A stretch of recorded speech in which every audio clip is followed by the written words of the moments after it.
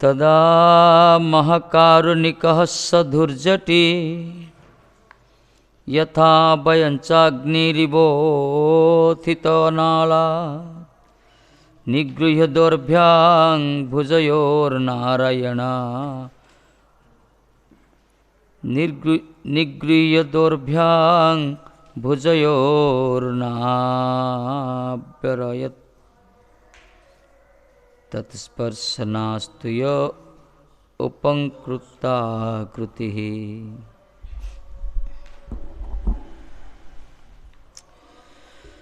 तदा महाकारुणिक सधुर्जटी यथा वयंच अग्निरिवोत्थित अनलात् निगृह्य दोर्भ्यां भुजयोर्न्यवारयत् तत्स्पर्शनाद्भूय उपस्कृताकृतिः। स एवं अपि यही प्रकारे से वृत्रासुर देवोपलब्धिदं देवस्य शिवस्य उपलब्धिं दर्शनम अप्राप्य निवेदत दुःखात् सप्तमे अहनि दिवसे 7 दिन बीतीगला। 7 दिन पर्यंत से शिव शंकर जी दर्शन दे नांती। सेतले से कौन कले सुधितिना खड़गेन तत्तीर्थच्छिन्न मूर्धजं तत्तीर्थेन केदारतीर्थजलेन क्लीनः सिक्ता मूर्धजा केशा जस्य तत् शिरः स्वस्य मस्तकम अरश्चत छेतुम उद्यत इत्यर्थ। मांस काटी काटी दौले अग्नि आहुति दौले तथापि 7 दिन बीतीगला शंकर जी दर्शन देना। सेतले कौन कले से केदार तीर्थ रे निजर मस्तक को छिन्न करी जलरे पकाइबा उद्यत हेले।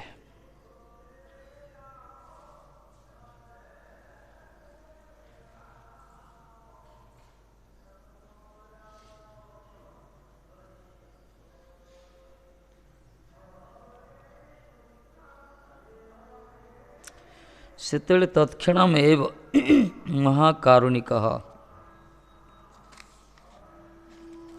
हे गोटे श्लोक रहीगला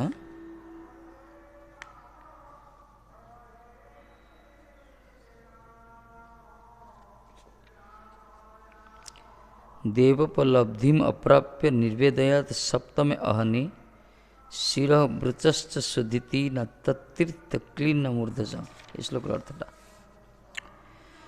तदा तत्क्षणम एव सेतले से समय महाकारुणिक परम दयालु सधुर्जटी शिव परम दयालु धुर्जटी शंकर जी कौन कले अनलात् यज्ञाग्नि मध्यात् अग्नि साक्षात् अनलः इव उत्थितः यज्ञ प्रकट हो गले। साक्षात अग्निदेव प्रकट हवा सदृश से यज्ञ कुंड धुर्जटी प्रकट हो गले शंकर जी। दौर्भ्यां सीय बाहुभ्यां निजर हाथ दि हस्त द्वारा भुजय तस्य हस्तद्वये निगृह्य तार हाथटा को धरले। कार वृत्रासुर कहीं सी जो छेदन करने चाहते ता हाथ दुटा धरदे। वयं यथा अधुनातना वयं जदवत किंचित दुखेन कामं वारयम तथा तं न्यवारयत से एक कार्य निवारण कले।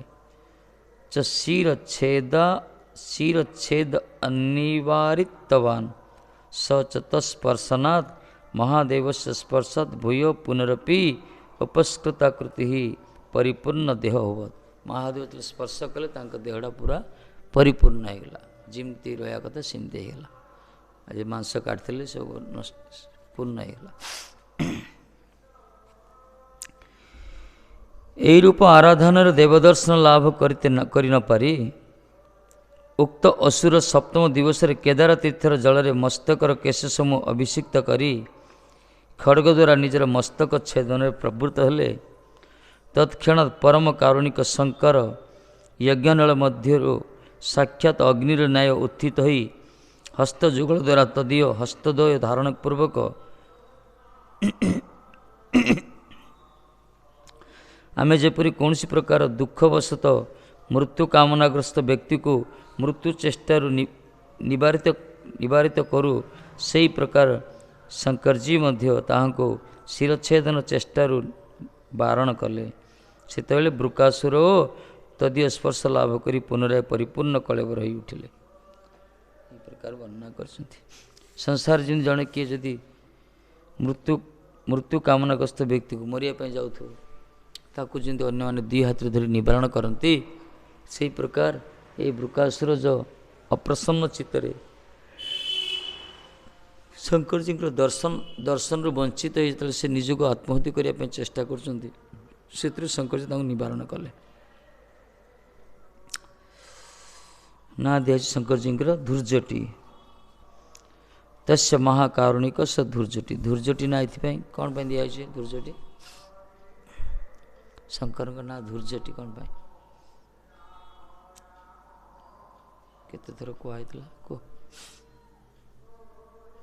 जान धूर्जटी कौन मंदिर कौड़ शुणुले सब धूर्जटी अर्थ सी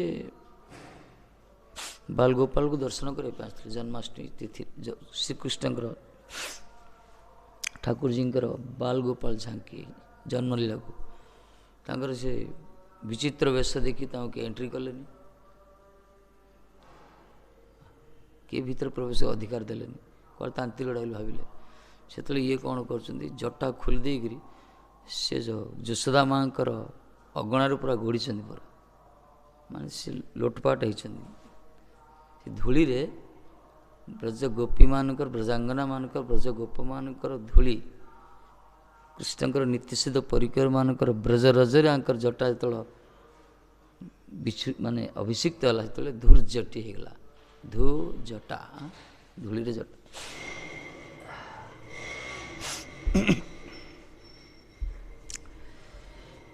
रामलीला भी सिम जाइछन्ति कृष्णलीला भी जाइछन्ति ठाकुर ये तो शंकर जी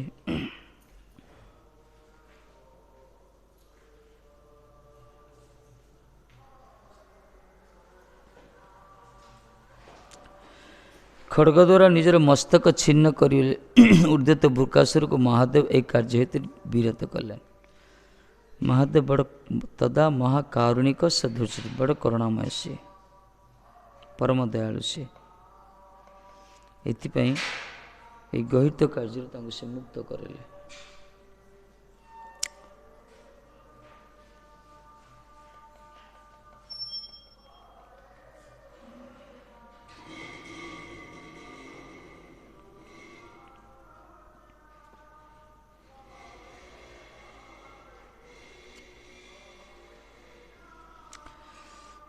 तमाह चंगालमलं वृणीषो मे यथाभिकामं वितरामि ते वरं प्रियेय त्वयेन नृणां प्रपद्यता ओ त्वयात्मा वृषमर्द्यते वृथा।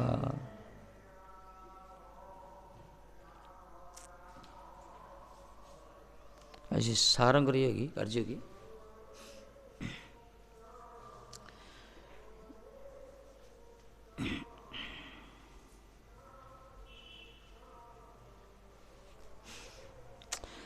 सह तम असुरम आह च उक्तवान अंग हे बच्छ।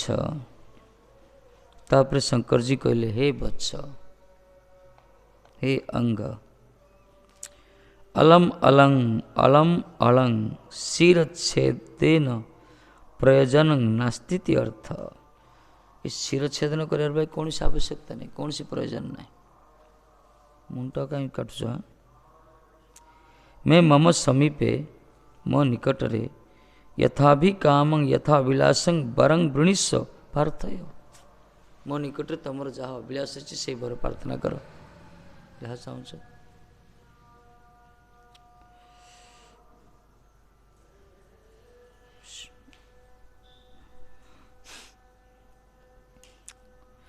तुभ्यम अहं तमेव वरं वितरामि दास्यामि।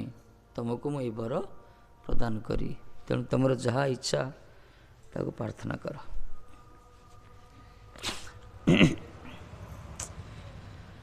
प्रपद्यतां शरणागतानां नृणां नराणां प्रदत्तेन त्वयेन जलैर्नैवाहं प्रियेण तुजोऽयम् अहो त्वया तथापि वृथा निरर्थकमेव आत्मा शरीरं भृशं तपः कृष्णातिशयं तर्द्यते पीड़ते तत आत्मपीड़नं मा अस्तु। ठाकुर शंकर जी कौन कहते शरणागतानां नृणां जो लोक माने शरणागत होइछन्ति नराणां प्रदत्तेन से शरणागत मनुष्य मानकर द्वारा प्रदत्त त्वयेन जले नैवाह जल द्वारा ही मुझे संतुष्ट हो जाए। जल टी दे दो बेलपत्र टी दे दो संतुष्ट होती शंकर जी से प्रकार परम वैष्णव से तुम्हें कहीं मस्त को छेदन कर शंकर ताहाकु संबोधन पूर्वक कहले हे वत्स शिरच्छेदन आ कौन सी प्रयोजन नाई तुम्हें मो निकट जे अभीष्ट वर प्रार्थना कर ताही प्रदान करी मु शरणागत पुरुष मानकर जलमात्र प्रदान ही संतुष्ट होता है। एथिपाई तो सो श्रावण मासरे जाऊँ सब जल धरिक बोले बम पाटिया जल देले संतुष्ट हो जाती किए दौना कि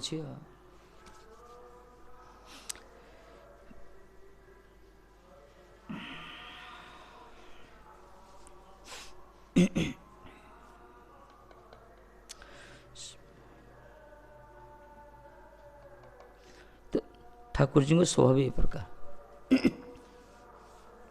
तुलसी दल मात्र तुलसी जल के नवा विकृणते समात्मन भक्त भक्त वत्सल ठाकुर जी कहते तुलसी दल मात्र गंडूस परिवार जल आ तुलसी मंजरी इति जदि किए श्रद्धार दब श्रद्धार सहित प्रीतिर सहित भगवान तापर बिक्री होती आ जो अहंकार पूरा मंदिर तैयारी कर मन कर लोक जाओ अहंकार कर जड़े किसी दिन तो श्रद्धार खाली तुलसी पानी टे दे भगवान क्या श्रद्धा हे आ श्रद्धा व्यक्ति मान श्रद्धावान जन है से अधिकारी जार अंतर श्रद्धा अच्छी प्रीति अच्छी भक्ति अच्छी तापर ठाकुर जी बिक्री आती जन अहमिकार अभिमान रे किसी सेवा कर ठाकुर जी बिक्री हमें सी करूँ निजक आनंद लगुथ गोटे कर भावुथ बहुत अच्छा ना मंदिर केते कौन दान दक्षिणा कर दाता विषय ना रोचे सेटा ही पॉजिटिव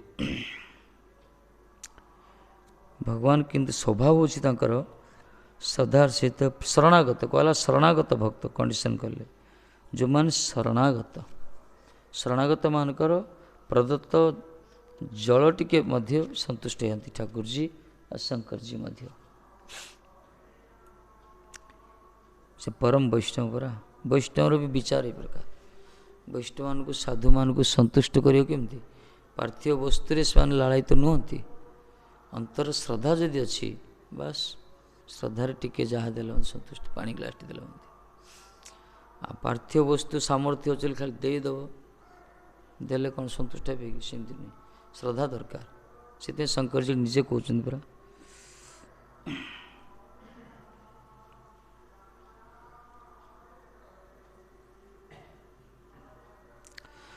तथापि तुम्हें निरर्थक अतिशय कष्टपर कहले मोर कहते मु तो श्रद्धार शरणागत पुरुषंकर जल मात्र प्रदान में संतुष्ट हो जाए तुम्हें खाली वृथारे कष्टकर तपस्या द्वारा शरीर को पीड़ा प्रदान करछ अतएव आत्मपीड़न प्रयोजन ना हे वत्स ए निवृत्त हो मना करदे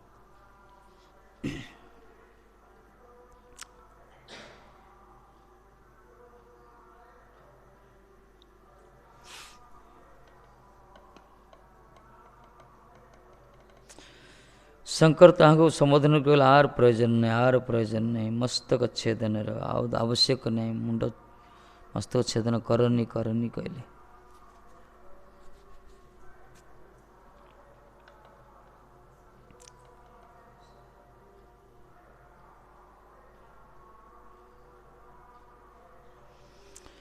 आमर प्रभुपादन के जन शिष्य प्रति काशी विश्वनाथ दर्शन देते पूज्यपाद वनदेव गोसाई महाराज प्रति अन्य महात्मा देखी दर्शन कर माने शंकर जी दर्शन दियंती वैष्णव तो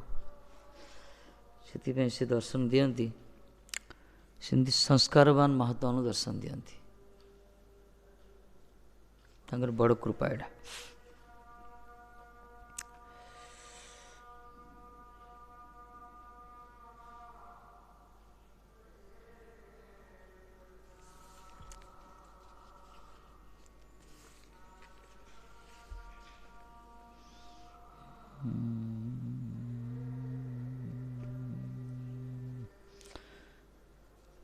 आमर सिद्धांत केते सुंदर देख श्रीकृष्ण को पूजा करियो कि शिवजी को अवमानना करियो भगवान प्रसन्न हेबेनी किंतु श्रीकृष्ण को पूजा करियो शिव को स्वतंत्र रूप पूजा करियो तथा भगवान प्रसन्न हेबेनी तार तो श्रीकृष्ण को पूजा करियो श्रीकृष्णकर अनुगत्य परम श्रेष्ठ प्रिय सेवक भक्त हिसाब से शिवजी को पूजा करिया दरकार यही हूँ आम सिद्धांत अवमानना कले अपराध स्वतंत्र भाव कले भी ठाकुर जी प्रसन्न ये हूँ वैष्णव मार्ग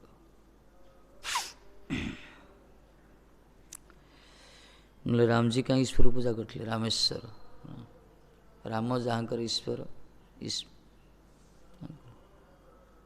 राम जस्य ईश्वर स राम रामेश्वर रामस्य ज ईश्वर स रामेश्वर राम जहाँकर ईश्वर रामंकर जी ईश्वर सी रामेश्वर उभय अर्थ उभय को पूजा कर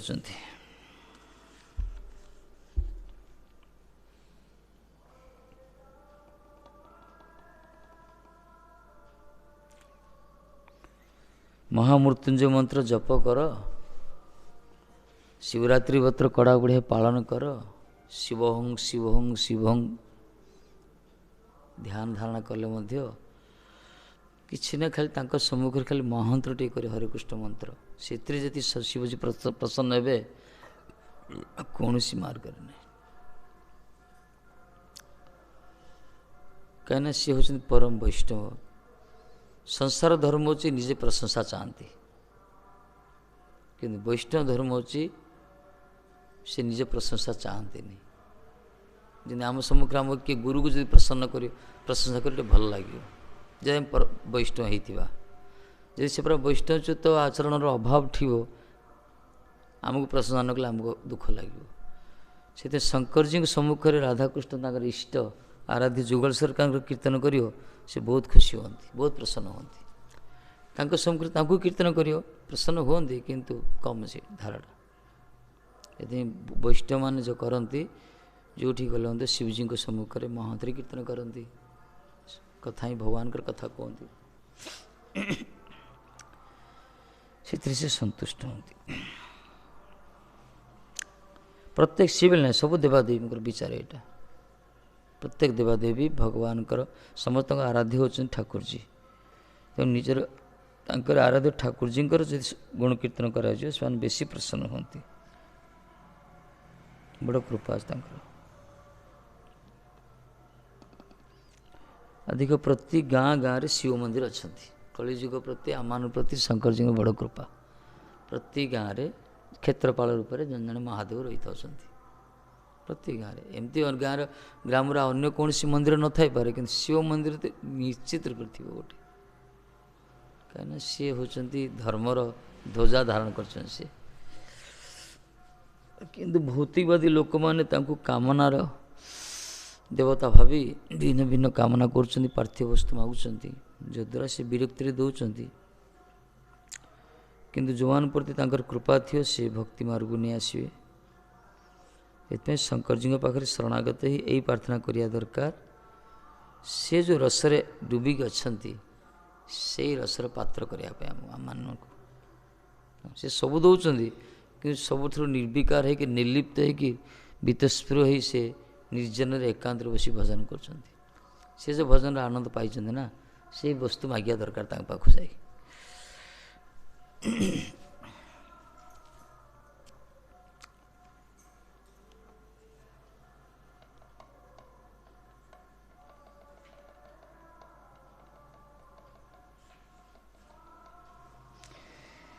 देवं स बभ्रे पापिया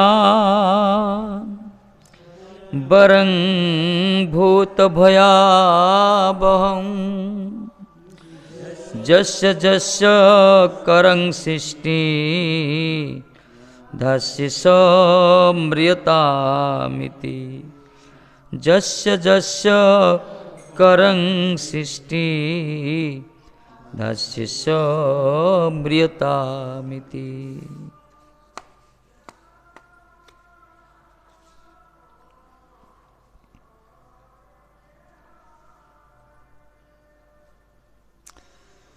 अथ पाप्यन पापात्मा सह वृकासुर से पापात्मा वृकासुर देवं देवस्य शिवस्य समीपे से शंकर भगवान के निकट रे जस्य अस्य प्राणिनः सृष्टि मस्तके अहं करं स्वहस्तं धास्ये अर्पयिष्यामि। जो प्राणी मानकर मस्तक मु हस्त स्थापन करी हस्त धारण करी सह स प्राणी से प्राणी म्रियतां मृत्यु प्राप्नुयाति से मृत्यु को प्राप्त हो। इत एवं यही प्रकारे भूत भयावहं निखिल प्राणी भीषण वरं बभ्रे पार्थयमास। निखिल प्राणी मान प्रति माने मृत्यु मुखरे पतित करिया निखिल प्राणी मानकर भयंकर वर ये प्रार्थना कले। एमती किए वर मागियो कि जा मुंडे हाथ दब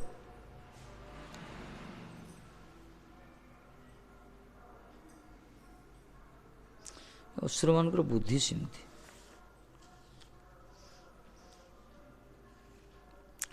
अनंतर पापात्मा असुर शिव सन्निधाने ए रूप निखिल प्राणी भयंकर वर प्रार्थना करले जे मु जार मस्तक हस्त प्रदान करी से व्यक्ति जेन मृत्यु मुखरे पतित हो मृत्यु मुखरे पड़ो।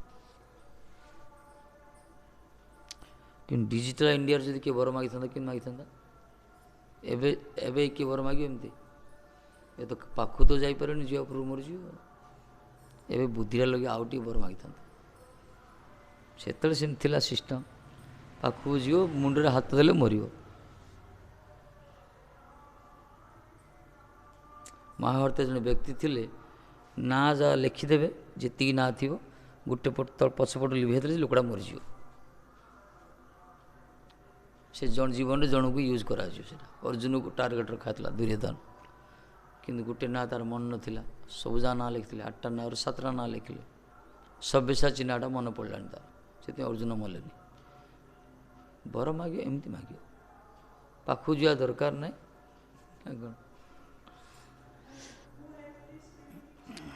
someone in Mahabharata, some character ये प्रकार जहाँ मस्तक हस्त तो मरीज बाबरे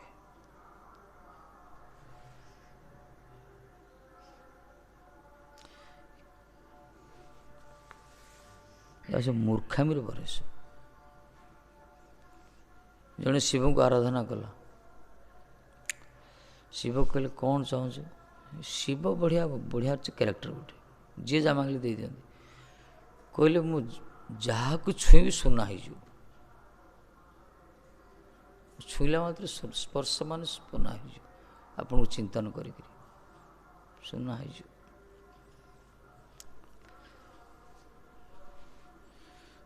ता स्त्री सब कहता ना गरीब गरीब धन दरकार सी रागी जाए तो पैसा करता जो बर तथास्त होगा से गोटे खुशी खुशी तो दौड़ी दौड़ी आस घर भर अर्धांगिनी बाहर या बरटा भूलीगला जा धरीदेला स्त्री की सी सुना सुनाटा होगा सुना है कौन कर सुना है कांदिला बिस्तर आ कौन कर माने बर सब मूर्खा बर सब शिव पाखे बर माग से जो रसरे पाँच से वर माग ये असुर मैंने सब वर मागी वैष्णव जो शिव आराधना भी करमर भी रही शिवरात्रि व्रत पालन विधान भी अच्छी मना ना किंतु वैष्णव तो जाचज्ञ अलग भगवत भजन अभिवृद्धि पाई गोटे वैष्णव पाखे केमती प्रार्थना करछे आमे तुम तो वैष्णव पाखे आम प्रार्थना या करछे जदि वैष्णव कृपा जदि न करेंगे ताले कृष्ण भजन हो पारनी से प्रकार परम वैष्णव पर एमती प्रार्थना करिया दरकार।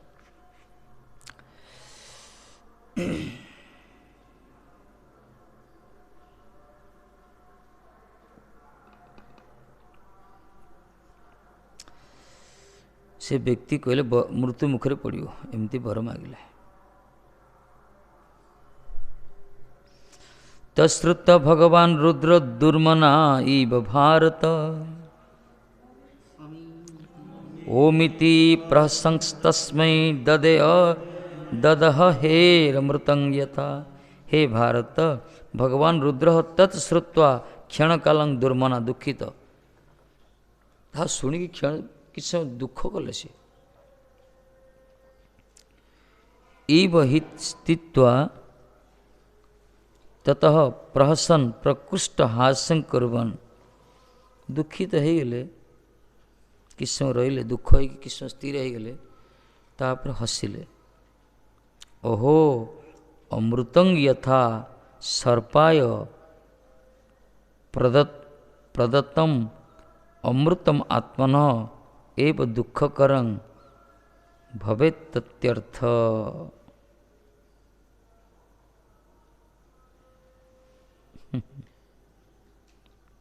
अमृतं यथा सर्पाय प्रदत्तम साप को अमृत देवा जहा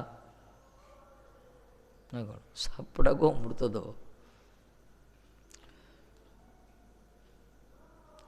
प्रदत्तम मृतम आत्मन एव दुःखकरं भवेत् इत्यर्थ ये दुख करागा। हे भरत कुल नंदन भगवान शंकर तादृश वाक्य श्रवण रे क्षण काल दुखित चित्तर न्याय अवस्थान पूर्वक अनंतर प्रकृष्ट हास्य सहकारे सर्प को अमृत प्रदान करिवार न्याय ताहाकु ही तथास्तु बोली अभिष्ट वर प्रदान कले। शंकर जी जानी यार परिणाम भयावह हम सापड़ा को अमृत देले कौन हम विषागा हम कौन हम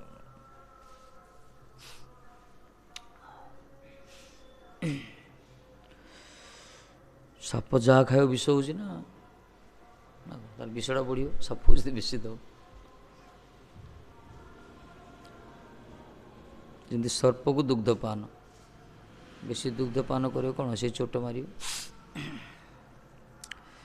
सेमती दुष्ट मान को जदि शक्ति मिल जाए ना पावर मिल जाए तार अपव्यवहार कर जो अनधिकारी काली मांकड़ कथा कहला ना अनधिकारी जो माने तांको जदि किसी शक्ति दिया जीव से तार अपव्यवहार कर दियंती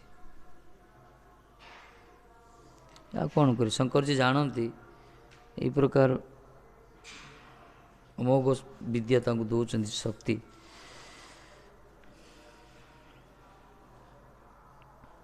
शंभु निशंभु दी भाई थिले ना कौन दी भाई असुर दी जन महिषासुर पार्टनर से दी जन एमती वर मागी अद्भुत वर दी भाई माने पानी गलुन थुआर एत प्राण उभय उभय प्राण बुझे ये वर मागिले मु मो भाई हाथ में मरी आ हाथ में मरी से वर मागिले भगवान संतुष्ट ओके कि से दी जन क्यों युद्ध करिए दी भाई एमती वर मागी उभय उभय हाथ में मरी एमती तांकरी प्रहर ये प्रकार है युद्ध कई पारि पारे शेष जगत जननी प्रकट हो पड़ा दुर्गा माया अनिंद्य रूप धारण कर प्रकट हेले सी असुर तो असुर कामासक्त से माने भितर लोलुप दृष्टि आसीगला दुर्गा भगवत इच्छा लीला है दुर्गा माया कहले ठीक अच्छी मु तो क्यों दी जन को ग्रहण कर पारि मु जन को ग्रहण करी दी जन जहाँ लाड़ायित हेले ये कहले शुण तुम दी जन बड़ योद्धा मुझे जानूची कि मु जनक सहित जीवन यापन करें दी जन तुम भितर प्रकृष्ट वीर किए मुझे जानवी के तुम दी जन युद्ध कर परस्पर जी हारीज जी जीतीज ता सहित तार इच्छा को पूर्ण करी ଏଡ଼େ ମହାମୂର୍ଖ ଜଗଜନକର କଥାରେ ଭାସିଗଲେ। ଦୁଇ ଜଣ ଯା ମରାମରି ହେଉଛନ୍ତି, ଇଏ ତାକୁ ମାରିଲା, ସିଏ ତାକୁ ମାରିଲା, ମରିଗଲେ। ଇଏ ହେଉଛି ମହାମୂର୍ଖର ବର ତାଙ୍କୁ ମିଳିଥିଲା, ଯେଉଁ ବରଟା କି ଅପବ୍ୟବହାର କରାଗଲା।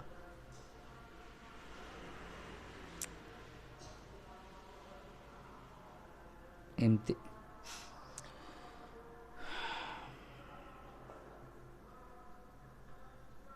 ଅସୁରମାନଙ୍କର ବୁଦ୍ଧି ଜିନିଷ।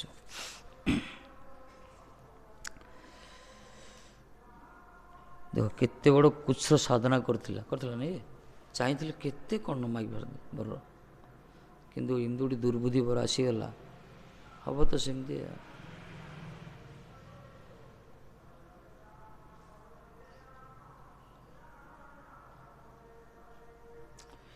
ଏଥିପାଇଁ ଶିକ୍ଷାରେ ଆଜିକାଲି ଶିକ୍ଷିତ ହେଉଛନ୍ତି, କିନ୍ତୁ ସଂସ୍କାରର ଅଭାବ। ସଂସ୍କାର ନଥିବ, ଯଦି ଜଡ଼ ଶିକ୍ଷାରେ ଶିକ୍ଷିତ ହେଇଯିବେ, ତାହେଲେ ସେ ଶିକ୍ଷା ବେଳେବେଳେ ସମାଜରେ ଭ୍ରଷ୍ଟାଚାର ସୃଷ୍ଟି କରେ। ତାର କାରଣ ହେଉଛି ଏଇଟା, ସଂସ୍କାର ନଥିବ ହେଲେ ବୁଦ୍ଧିଟା ମାର୍ଜିତ ହେବନି। ସେ ଶିକ୍ଷକ ଆଧାର କରି ବଡ଼ ବଡ଼ ପୋଷ୍ଟ ସବୁ ରହୁଛନ୍ତି, କରୁଛନ୍ତି, କିନ୍ତୁ ତାଙ୍କ ସଂସ୍କାର ତିଆରି କରାହେଇଥାଉଛି। ଏଥିପାଇଁ ସେମାନେ ସମାଜରେ ତାଙ୍କ ଦ୍ୱାରା ସବୁ ବିଭିନ୍ନ ପ୍ରକାର ସୃଷ୍ଟି ହେଉଛି। ପ୍ରାୟ ଅନଧିକାରୀ ମାନେ ଆସିଯାଉଛନ୍ତି ବେଳେବେଳେ, ଏ ଯେତେ ସବୁ ନେତାମାନେ ଆସୁଛନ୍ତି ବି ବେଳେବେଳେ, ନା କ'ଣ? ମାନେ ଆମର ଦେଶ ଗୋଟେ ବିଚିତ୍ର ଦେଶ।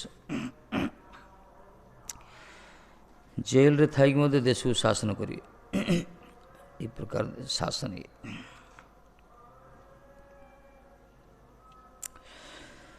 ସର୍ପକୁ ଅମୃତ ପ୍ରଦାନ କରେ। ଆଚ୍ଛା, ଚାହିଁଥିଲେ ତ ଶଙ୍କରଜୀ ଦେଇପାରିନଥାନ୍ତେ, କିନ୍ତୁ କ'ଣ କରିବେ, ଭକ୍ତ ବାତ୍ସଲ୍ୟତା ରହିଛି ତ ମହାକାରୁଣିକ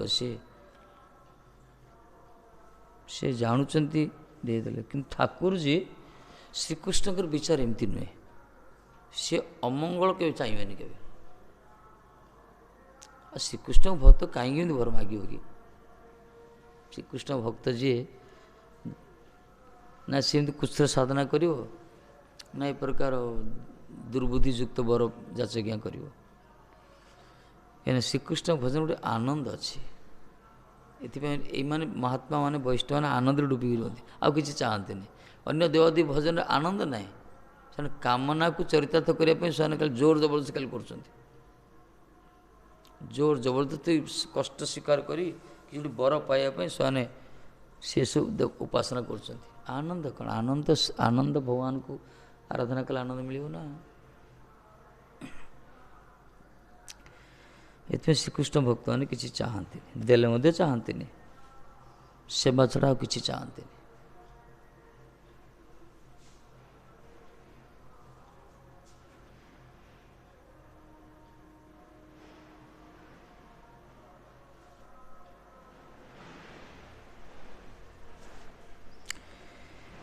इत्युक्तः सहस्रनूनं गौरीहरणलालसः स तद्वरपरीक्षार्थं शम्भमूर्ध्नि किलासुरः स्वहस्तं धातुमारेभे सविभा बिभ्यत सकृताचिव ततः स असुरः तद्वरपरीक्षार्थं। से ଅସୁର ତାପରେ କ'ଣ କଲା, ସେଇ ବରକୁ ପରୀକ୍ଷା କରିବା ପାଇଁ, ତସ୍ୟ ବରସ୍ୟ ସତ୍ୟତଂ ପରୀକ୍ଷିତୁଂ, ସେ ବରର ସତ୍ୟତାକୁ ପରୀକ୍ଷା କରିବା ପାଇଁ, ଶମ୍ଭୋ ଶିବଶୈବ ମୂର୍ଧ୍ନି ମସ୍ତକେ ସ୍ୱହସ୍ତଂ ଧାତୁମ୍ ଅର୍ପୟିତୁମ୍ ଆରେଭେ ପ୍ରବୃତ୍ତଃ। ସେ ଶିବଙ୍କର ମସ୍ତକ ଉପରେ ହସ୍ତ ରଖିବା ପାଇଁ ଚେଷ୍ଟା କଲା। ମାନେ ଯିଏ ବର ଦେଇଥିଲେ ତାକୁ ମାରିଲା। କ'ଣ କରିବ? କିଲହ ସ ଶିବ ତଦାନୀଂ ସ୍ୱକୃତଂ ସ୍ୱକୃତାଦ୍ ସ୍ୱସ୍ୟ ପ୍ରଦତ୍ତାଦେବ ତଦ୍ବରାତ୍ ଅବିଭାତ ଭୀତ ଭବ। ଶଙ୍କରଜୀ ଯେଉଁ ବର ଦେଇଥିଲେ ସେଇ ବରରେ ସେ ନିଜେ ଭୟଭୀତ ହେଇଗଲେ। ଦେଖ ବର ଦେବାର ସାମର୍ଥ୍ୟ ଅଛି, କିନ୍ତୁ ସେଇ ବରରେ ବି ସେ ଭୟଭୀତ ହେଉଛନ୍ତି। ମାନେ ମହାତ୍ମାଙ୍କର ବାଣୀର କେତେ ପାୱାର ଦେଖ ଏଇଠି। ଏଇଆ ନା, ପରମ ବୈଷ୍ଣବ ଆସେ ବର ଦେଇଦେଲେ ଗୋଟେ, କିନ୍ତୁ ନିଜେ ଭୟଭୀତ ହେଲେ ସେଥିରେ। ତାଙ୍କ ବାଣୀର ଶକ୍ତି କେତେ ଦେଖ। एथिपाई गुरुंकर बपु सेवा अपेक्षा बाणी सेवा गुरुत्व दि जाएगी आचार्यंकर। बपु सेवा गोटे शारीरिक सेवा अच्छी सी भी बहुत उच्च कोटर माना ना किंतु बाणी सेवाटा ताठू उत्कर्ष। बाणी सेवा भी आवश्यक। गुरुदेव जदि पाखरे नाहंती स्वशरीर तांकर बाणी सेवा माने से जहाँ आदेश करचंती सेटा सबुठ शक्तिशाली से ग्रहण करिया दरकार। से बाणी भितर से रही से व्यासदेव जी सुखदेव जी बाणी भितर अच्छा ठाकुर जी बाणी भितर अच्छा वांग्मय कलेवर कहगला वाणीमय कलेवर ये प्रत्यक्षा वर्त्यते हरि कहते स्वरूप अच्छा से शब्द ब्रह्म रूप से प्रकार वैष्णव मुखोच्चारित गुरु प्रदत्त उपदेश आदेश ही आमर जीवन एकमात्र स्वीकार्य करणीय पालनीय से सब मान से शक्ति एत पावर। ये तो भगवान निजे अम्बरीश सिंह प्रति निजे जो सुदर्शन चक्र को सी नियुक्ति कर रक्षा करने व्रत यहाँ रक्षा करेंगे से दुर्वासा सदृश महात्मा स्व शरीर गोलोक प्रवेश कर दर्शन प्रार्थना कलते से सी निवृत्त हो गले। ठाकुर जी साइलेंट हो गले कहले मु पराधीन बर्तमान कहीं मुझे मोर व्रत यहाँ बाणी सेमती।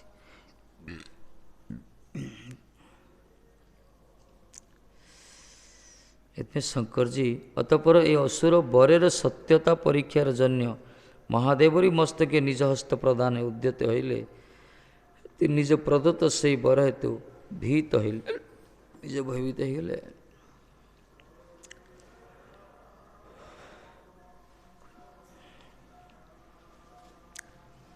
एटा संसार धर्म नहीं संसार धर्म जहाद्वारा बड़ होते सी ताकू ही मार प्राय देखा जा जो पुओ झील बड़ है उड़ा उड़ियार शिखी जाती उड़ी पलाऊँ चिंता ही करना कौ मान बड़ हेले से शिक्षित हेले प्राय देखा समाज कौन कर तो केते महामूर्ख अच्छा अत्याचार कर बाहर कर दौरान पेपर प्राय सब बाहर टीवी बापा माँ को किए बाहर दिला बापा माँ बुढ़ा बुढ़ी दीटा बाहर कर दी पुओ को ये पेपर बाहर दिला रात बाहर कर दी रात कि दुर्भाग्य शीत दिन जी कड़े के कल्याण हो सेମାନଙ୍କର।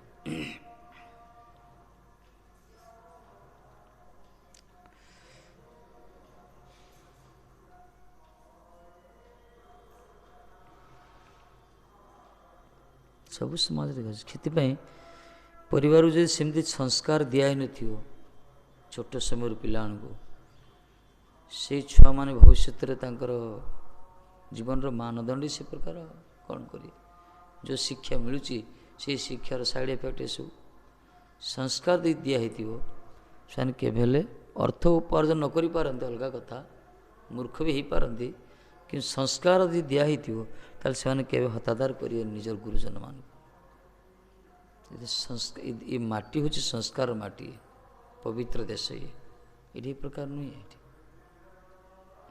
कि बर्तमान जो आसला पाश्चात्य शिक्षा बा आधुनिकतार छाप जो पड़ा ए धीरे धीरे चित्त ही निज निजर स्थिति कलुषित हो चित्त भी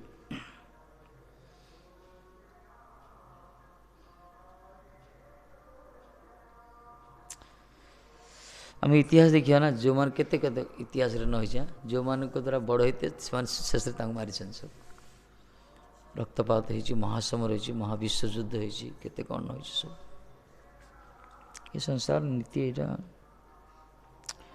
कि पारमार्थिक जगत रे प्रकार ना परमार्थ जगत रे जीवन शेष बिंदु पर्यंत कृतज्ञता थाए कृतज्ञ हो गले से ए पथर तिष्टि रही पार से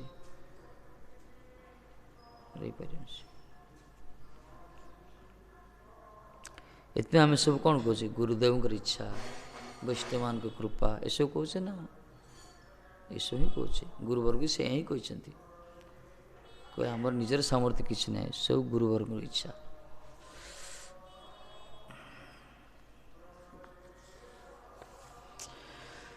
सकृत अर्थात निज दत्त बर होते महादेव निजे ही भय पाइले। अभिभ्यत यही पाठ निज प्रदत्त बर द्वारा निजे भयभीत हेले।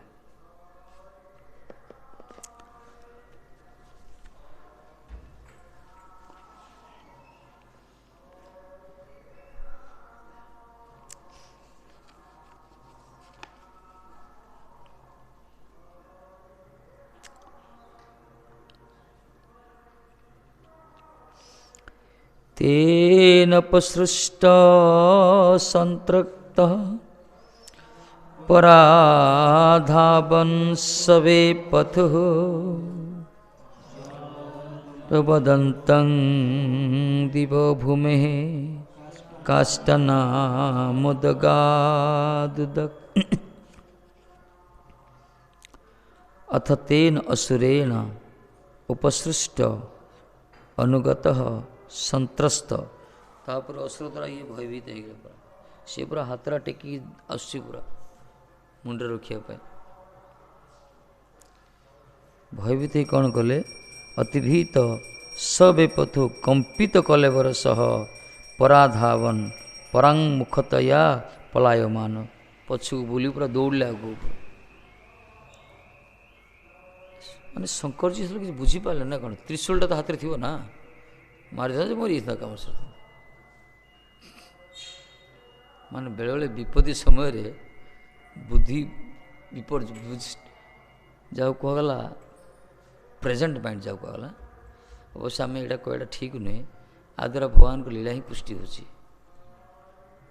आ द्वारा गोटे भगवान को लीला हम श्रीकृष्ण यहाँ रक्षा करिए शंकर जी भोलेपनटा भोला भावटा कि प्रकार अनधिकारी मान जो दे दौरान तापर द्वितीय कथा जाको बर देते कमी मारे यहाँ तो भगवान भगवत्ता उपर तो आक्षेप आसीज ना जाको वैष्णव तो धर्म हो शत्रुघ्न मित्र करती ये तो परम वैष्णव जाको आशीर्वाद कर हनन करिए ये हूँ कारण चाहते मार था ना ना ना सी कहीं दौड़े जी संपूर्ण ब्रह्मांडर प्रलय दायित्व जी नहीं संहार करता से गोटे असुरटा देखिए दौड़े ना त्रिशूलटा धरी दौड़ आहरी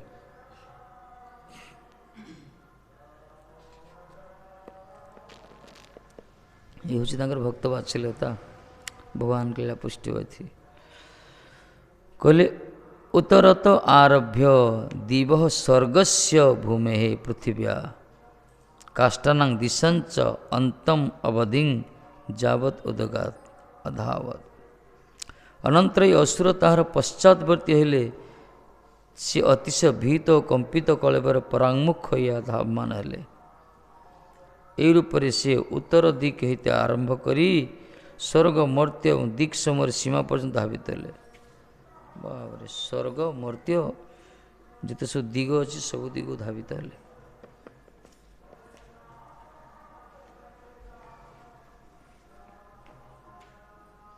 महादेव ये वृकासुर होते भय पाई पलायमान होई ये भूलोक और स्वर्गर अंत पर्यंत उत्तर दिखे धावन ले भूलोक और स्वर्गर अंत पर्यंत स्वर्ग भूलोक कहीं स्वर्ग पर सब अन्य लोक सब आसो से असुर प्रवेश करें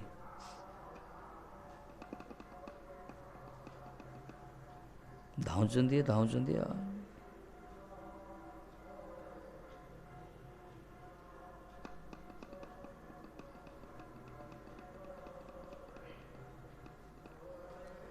तार तो स्वर्गटा कौ दिगरे अच्छी उत्तर दिके होते धावन उत्तर भारत हिमालय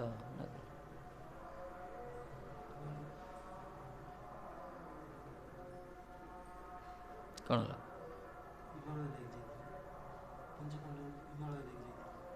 स्वर्गड़ा साइड ना पंचपांडव जाते स्वर्गारोहण करते वर्णना अच्छी हिमालय बद्रीनाथ पर अच्छी सप्तपुरी अच्छी तापर भीमपोल अच्छी कौन कौन अच्छी से रास्ते जाऊँ महात्मा जाऊँ बर्तमान स्वर्ग जाए रास्ता अच्छी जाऊँच किंतु केते समाधिस्थ होती केते डरिकी पला बरफ पूरा बरफ बद्रीनाथ ऊपर को जो व्यास गुंफा जोड़ी अच्छी जोड़ी लिखी भागवतम आदि महाभारत आदि तार ऊपर भीम पोल अच्छी जो पंचपांडव पारी जाते जमुना जो प्रकट होती जमुना प्रवाहित होती तार ऊर्ध्व को सप्त परिच्छेद रही ऊर्ध्व जिते जीव से पूरा दिव्य धाम स्टार्ट हो दिव्य धाम से क्षिदा तृष्णा जगतर द्वंद्व भाव सब दूरीभूत हो जाए प्राय मनीष मैंने ये पर्यटन जाऊँ गोटे स्थान अच्छी महात्मा जाऊँच मनीष तो सारा जानते सी जब किसी गोटे वस्तु पकईद जगतर से वस्तुटा को तले पड़ोनी पक्षी आसी सागे सागे धरी उड़ी नहीं जाए सी आम गोटे महात्मा दर्शन करूँ बद्रीनाथ रे जड़े जटा रखी पूरा ये पर्यटन पूरा गोड़ पाद बंद जटा पड़ू कमलटा को ढांकी पूरा गोटे दीटा कमल गोटे कमल पिंधे गोटे कमल ढांकी पूरा बढ़िया चेहरा पूरा से रही एका सीढ़ी के दिन रोचे बद्रीनाथ आसुँच के दिन से तो वर्णना करते डाकुले सी किए जो थंडारे मरीज सीढ़ी गला आम शरीर आमर से प्रकार साधन आमर तो मार्ग अलग ये रुहती से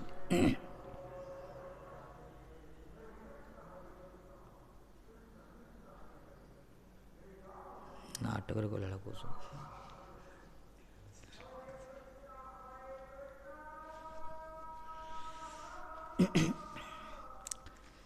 दिव्य धाम बेले बेले देखाए कि महात्मा केश के दिन तले बाहर थिला केश बरफ खोलू केशटा बाहर मुंडर देख मनीष महात्मा गोटे अच्छा स्पंदन अच्छी स्पंदन होता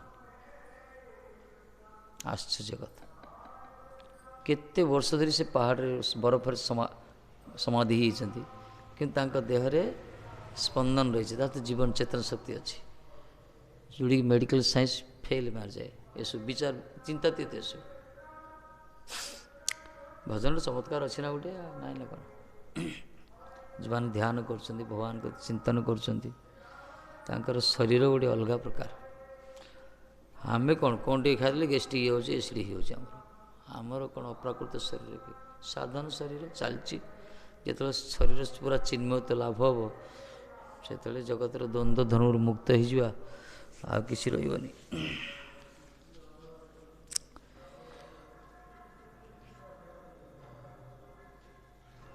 आमर विश्वास नहीं अकाल मृत्यु हरण कौचे सर्वव्याधि निवारण मंत्र पढ़ी चरणामृत खाऊे केते तो मंत्र पढ़ुते खाली खाई पड़ोथी अलग कथा कि मंत्र अर्थ हूँ सर्वव्याधि निवारण कहीं केते जन आम मान भितर रोग हेले खाली चरणामृत खाई भल होचे डॉक्टर पाक न जाइए के जन चिंता जदि करिया आमर विश्वास नहीं पूज्य भक्ति कुसुम श्रवण गोस्वाई महाराज थे प्रभुपाद शिष्य से मठर इनचार्ज थे कौड़िया चैतन्य मठर सेवक मैंने आसिक कहे कौन उसका वो अरे तुम्हारे विश्वास नहीं हाँ तुम्हारा कार का हिस्सा चरणामृत जाओ चरणामृत पान कर एवं जब क्या रोग हो मठ रख जी कहे जा चरणामृत पाइज भल हो से बेड़ी धरी घर को पड़े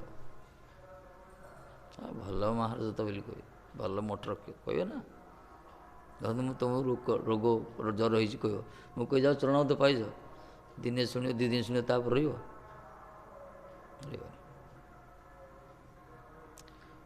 से मठ रक्ष भी सेम थे भजन भी सेम थिला शक्ति भी सेम थिला कथार ओजन भी थिला पाखे जो रोते संस्कार विश्वास शिष्य इस प्रकार थे बर्तमान अनुसार सब ठीक चलती जमती रोचन सेमती मिलुं ना कौन विश्वास नहीं मान वास्तव कथा अचंद्र महात्मा ने महात्मा अच्छा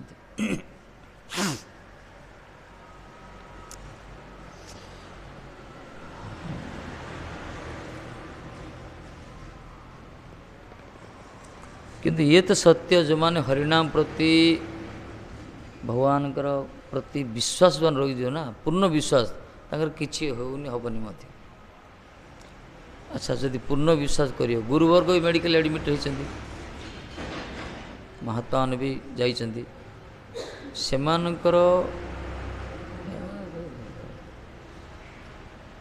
ଏଇଟା ସେ NH ସାଇଡ଼୍ ଥିଲେ କ'ଣ ହେଇଥାନ୍ତା ନା ଗୋଟେ,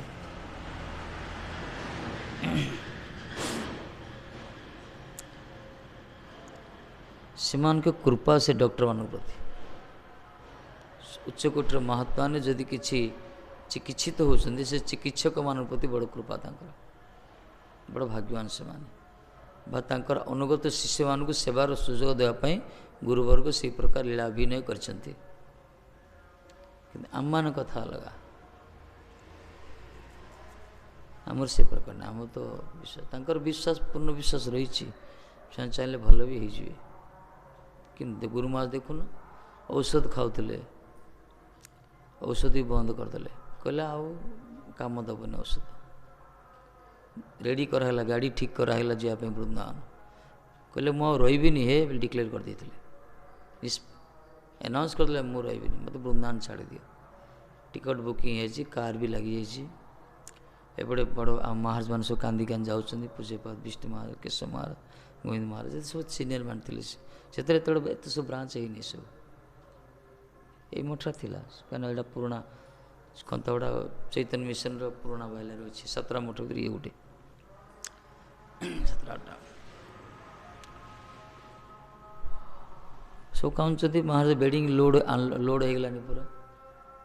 ଯେତେବେଳେ ରୁମ୍ ଭିତରେ ପ୍ରବେଶ କଲେ, ମହାରାଜ ଉଠି ପଡ଼ିଲେ, ଧରିଲେ ଉଠୁଥିଲେ, ଉଠି ପଡ଼ିଲେ, କହିଲେ ଆଉ ଯିବାନି ହେ, ରହିବାକୁ ପଡ଼ିବ, ମହାପ୍ରଭୁଙ୍କର ଆଦେଶ କିଛି ଦିନ ରହିବାକୁ ପଡ଼ିବ। ତାପରେ ବିଦେଶ ଗଲେ, ପ୍ରଚାର କଲେ, ତାପରେ ବିଦେଶ ଯାଇନଥିଲେ, ତାପରେ ବିଦେଶ ପ୍ରଚାର କଲେ, 10 ବର୍ଷ କାଳ ପରେ ସାରା ବିଶ୍ୱକୁ ୱାର୍ଲଡ଼ ଟୁର୍ କଲେ, କେତେ ଶିଷ୍ୟ ପ୍ରଶିଷ୍ୟ କଲେ। ଏଠି କ'ଣ ବୁଝିପାରିବା ଆମେ? ଔଷଧ ଖାଉଥିଲେ, କିନ୍ତୁ ତାଙ୍କର ଖାଲି ଗୋଟେ ଲୀଳା ଗୋଟେ ଶେଷ। ବୈଷ୍ଣବମାନଙ୍କର ପୂର୍ଣ୍ଣ ବିଶ୍ୱାସ ତାଙ୍କର ରହିଛି ଭଗବାନ ଉପରେ, ଆମର ସେ ବିଶ୍ୱାସର ଅଭାବ। ହଁ, ଯଦି ବିଶ୍ୱାସ ହେଇଯିବ ତାହେଲେ କିଛି ଅସୁବିଧା ନାହିଁ, କିନ୍ତୁ ବିଶ୍ୱାସ ହେବ କେମିତି? ଖାଲି ରୋଗ ସମୟରେ ପୂର୍ଣ୍ଣ ବିଶ୍ୱାସ କରିଦେବ, ତାର ଆଚରଣଟା ସେମିତି ହେବା ଦରକାର। ମନ ଦ୍ୱାରା, ବାଣୀ ଦ୍ୱାରା, ଶରୀର ଦ୍ୱାରା ସେ ପୁରା ସମ୍ପୂର୍ଣ୍ଣ ସମର୍ପିତ ଯେଉଁମାନେ ହେଇଥାନ୍ତି, ଅଭିନୟ ନ କରିକିରି, ସେଇମାନଙ୍କର ବିଶ୍ୱାସଟା ଦୃଢ଼ ହୋଇଥାଏ, ଘନୀଭୂତ ହୋଇଥାଏ। ଆଉ ଜ୍ୱର ହେଉଥିବ, କିଛି ହେଉଥିବ, ଆମେ ଟିକେ ପରୀକ୍ଷା କରିବା, ଯଦି ଖାଇବାନି, ଖାଲି ଚରଣାମୃତ ପିଇ ରହିବା, ବିଶ୍ୱାସଟା ତ ନଥିବ। ପିମ୍ପୁଟି ପଡ଼ିଲେ ଆମେ ପିମ୍ପୁଟା କାଢ଼ି ବାହାରକୁ ଚରଣାମୃତ ପାନ କରୁଛୁ, ଆମର କି ବିଶ୍ୱାସ? ଦହିରେ ଅର୍ଚ୍ଚନା କରୁଥାଉଛନ୍ତି, ଦେଖୁଛେ ଛିଡ଼ିଗଲେ ଖାଉନି ସେଇଟା ଆମେ, ଗୁଡ଼ ଟିକେ ନ ପଡ଼ିଲେ ପାଞ୍ଚିଆ ପାଣିଚିଆ ଲାଗୁଛନ୍ତି କହୁଛେ ଆମେ। ଆମମାନଙ୍କ ସ୍ଥିତି ସେମିତି। ଆମର କ'ଣ ବିଶ୍ୱାସ ଅଛି ଭଗବାନ ବ୍ରହ୍ମବସ୍ତୁ ପ୍ରତି? କିଛି ନାହିଁ, ଢଙ୍ଗି କରୁଛେ ଆମ ସବୁ ସତରେ, ମୋର ବି ତ ନାହିଁ, ମୁଁ ତ କହୁଛି, ଦେଖୁଛେ ନା ଆମେ, ସେମିତି ନାହିଁ। ମହାତ୍ମାମାନଙ୍କର ଯେଉଁମାନଙ୍କର ସମ୍ବନ୍ଧ ଆସିଯାଇଛି ନା ଭଗବାନ ସହିତ, ତାଙ୍କ ଲୀଳା ହିଁ ମାନେ ଅଚିନ୍ତନୀୟ, ଜଣାପଡ଼ୁଛି କିଏ କେଉଁ ସ୍ଥିତିରେ ଅଛନ୍ତି।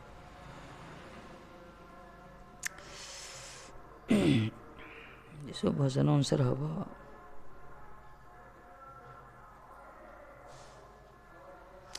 ଆମର ସଞ୍ଜୁ ମାତାଜୀ ଥିଲେ ଯାଉ, ସେ ଔଷଧ ଆଣି ଦିଆହେଉଥିଲା, ତାଙ୍କୁ ମନ ନାହିଁ, କିନ୍ତୁ ପ୍ରାୟ ନେଇକି ଚରଣାମୃତ ପାଉଥିବାର, ମାଧବ ମନ୍ଦିର, ଏଇ ମନ୍ଦିର, ଗ୍ଲାସ ପାନ କରୁଥିବାର। ଯାହା ହଉ ଭଲ, ଭଗବାନ ତାଙ୍କ ଡାକୁ ଶୁଣିଲେ କୁଞ୍ଜୁହାରୀ। ସମାଜରେ କଷ୍ଟ ପାଇବା ଅପେକ୍ଷା କିଏ ଆଇଲା? ହଁ, ଗ୍ଲାସଟା ଦେଖୁଛ? ଗ୍ଲାସଟା ଅଛି,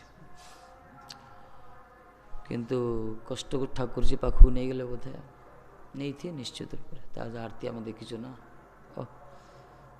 ଆରତି ହଉ ତ ପେଟ ଧରିଛ କାନ୍ଦି ସେ ଗୁଡ଼ୁଥିବାର ମୁହଁରେ, ଆମେ ବି ମୋତେ ବି ଦୁଃଖ ଲାଗୁଥିବାର, କାହିଁକି କଷ୍ଟ ଦେଉଛ ପ୍ରଭୁ? ଠାକୁରଜୀ ନେଇଗଲେ, ଭଲ ଗୋଟେ ଦୃଷ୍ଟିରୁ, ସଂସାରରୁ ଜଲ୍ଦି ପଳାଇଲା ବିଧା। କିନ୍ତୁ କିଛି ଦିନ ରହିଥିଲେ, ସୁସ୍ଥ ହେଇ ଭଜନ କରିଥାନ୍ତେ, ସେବା କରୁଥିଲେ, ଭଲ ହେଇଥାନ୍ତା। ଭଗବାନଙ୍କ ଇଚ୍ଛା, କେଉଁ ଧାମରେ ଜନ୍ମ ହେଇଥିବେ, କ'ଣ ହେଇଥିବେ। ଯିଏ ଯେମିତି କରିବ ତାକୁ ସେମିତି ଫଳ ମିଳିବ ନା କ'ଣ? ସେମିତି ଫଳ ମିଳିବ। କମ୍ପେୟାର କରିବା କଥା ଏସବୁ। ଶେଷ ମୁହୂର୍ତ୍ତ ପର୍ଯ୍ୟନ୍ତ ପ୍ରସାଦ ପାଇ ପାଇ ଚରଣାମୃତ ପାଇ ପାଇ ଜୀବନ ଗଲା। କିନ୍ତୁ ଆମର ସନାତନ ପ୍ରଭୁ କିଛି ମିଳିଲାନି, ଖାଇବାକୁ ବି ମିଳିଲାନି। କହିବା କଥା ନାହିଁ, ଅପରାଧ ହେବ ଏସବୁ।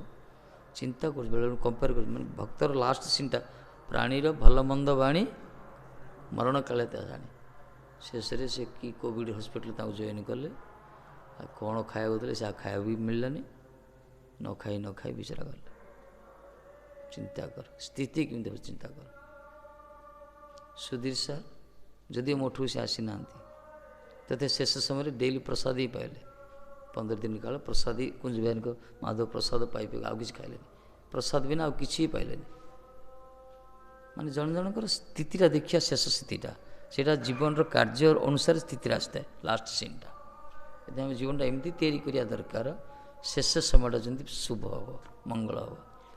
ସେଥିପାଇଁ ବୁଦ୍ଧି ବିଚାରି କାର୍ଯ୍ୟ କଲେ ପ୍ରମାଦ ନ ପଡ଼େ। କାହାକୁ ଉଦ୍ବେଗ ଦେବାନି, କାହାକୁ କଷ୍ଟ ଦେବାନି, କାହା ଉପରେ ଅଧିକାରିତ୍ୱ ସାବ୍ୟସ୍ତ କରିବାନି, ଦାବି କରିବାନି, ଅଭିମାନ ରଖିବାନି ନିଜର। ନିଜେ ଯେତିକି ପାରିବା ସେବା କରିବା, କୀର୍ତ୍ତନ କରିବା, ଭଜନ କରିବା, ଅପରାଧ କରିବାନି। ଏ ପ୍ରକାର କରିଥିଲେ ଧୀରେ ଧୀରେ ଭଗବାନ ଆମର ମାର୍ଗଟା ପରିଷ୍କାର ହେଇଯିବ। ସତ୍ ପଥରେ ପରିଚାଳିତ ହେବା। ସେଥିପାଇଁ ଶେଷ ସମୟଟା ବଡ଼। ସେଇ ସମୟରେ ଆଉ କିଏ ପିଠିରେ ପଡ଼ିବନି ଆମର।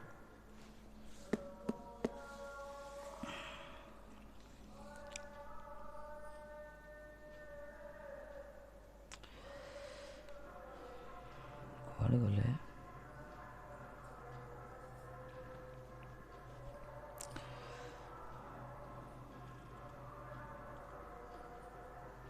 ଇଏ ଧାଇଁଲେ ପୁରା, ଶରୀର ପୁରା କମ୍ପମାନ, ପୁରା ଦୌଡ଼ୁଛନ୍ତି ପୁରା। ଭୂଲୋକ ସ୍ୱର୍ଗ ପର୍ଯ୍ୟନ୍ତ ଦୌଡ଼ିଲେ।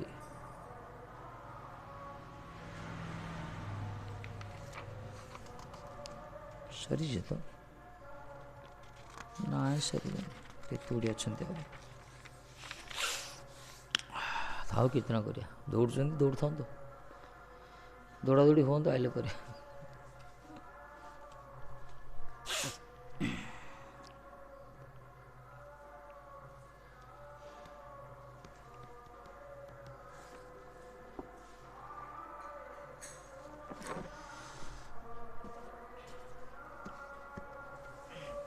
କ'ଣ 3-4 ଦିନ ଭାଗବତ ପଢ଼ିବ ହେଲା।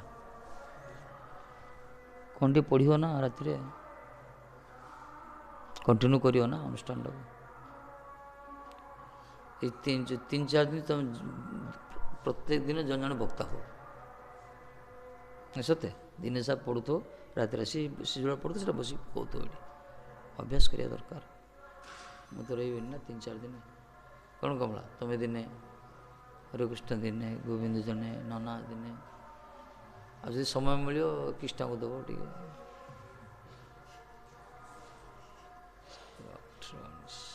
19, 20, 21, 22 ବା 4 ଦିନ ହେଇଯିବ 4 ଜଣଙ୍କର। କର, ତୁମେ ତ ବିଶ୍ୱାସ କର, ଦରକାର। ବହିଟା ରଖି ପଡ଼ିବ, କିଛି ଅସୁବିଧା। ଆମେ କ'ଣ ମନରୁ କହୁଛୁ, ଯାହା ଲେଖା ହେଇଛି ଗୋସ୍ୱାମୀ ସେଇଟା ହିଁ କହୁଛୁ।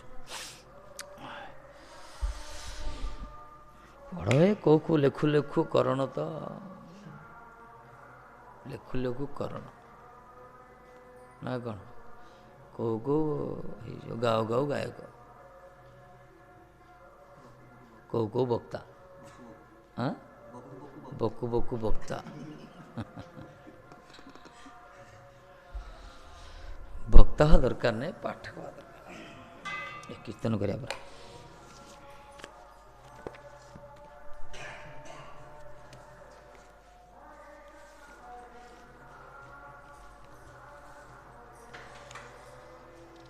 କେତେ ଦିନକୁ ଖନ୍ତାଗୁଡ଼ାରେ ମହାନ୍ତଟିଏ ଶୁଣିବାକୁ ମିଳିଲା।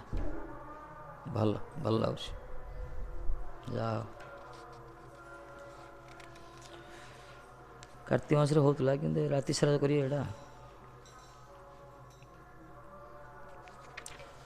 ଆଚ୍ଛା, ଆଜି କ'ଣ ଆମିଷ କରିଥିବେ କି?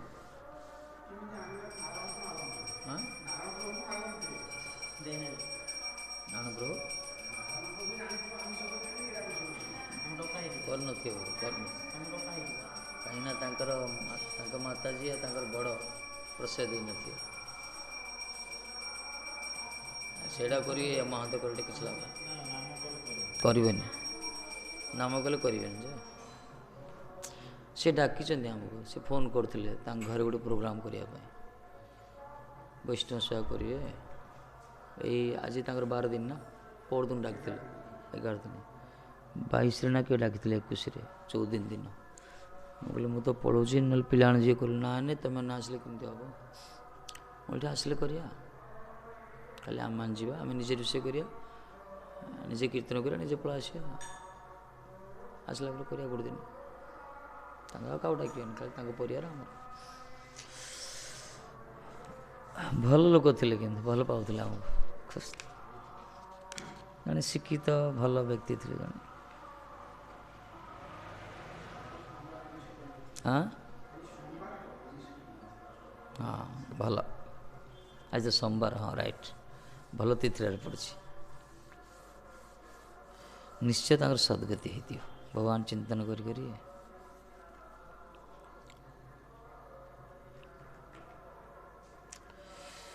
ଆମେ ଯେଉଁଦିନ ଗଲୁ ପ୍ରୋଗ୍ରାମକୁ, ତା ପୂର୍ବଦିନ ନାରାୟଣ ପ୍ରଭୁ କହୁଥିଲି ପରା ମୁଁ, ଆମେ ପଳେଇବୁ ତମେ ପ୍ରସାଦରେ ନେଇ ଦେଉଥିବ, କାହିଁକିନା ପିଲାମାନେ ଜଣେ ଅଛନ୍ତି, ଜଣେ ରହିବେ। ଆଉ ତାଙ୍କୁ କହିଥିଲି ବୋଧେ ପ୍ରସାଦ ପାଇଁ ଅପେକ୍ଷା କରିଛନ୍ତି, ବୋଧେ ସେ ପ୍ରସାଦ ପାଇ ଯିବେ, କଥାରେ କଥା ଅଛି, ସେମିତିଆ ହେଇଗଲା। ପ୍ରସାଦ ପାଇଁ ଅପେକ୍ଷା କରୁଛନ୍ତି, ପ୍ରସାଦ ପାଇ ଯିବେ ବୋଧେ ସେ, ଆଉ ସେମିତି ହେଇଗଲା ଘଟଣାଟା।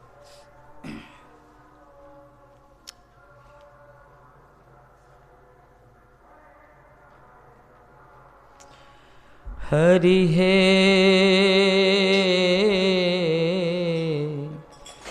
अविवेक रूप घन,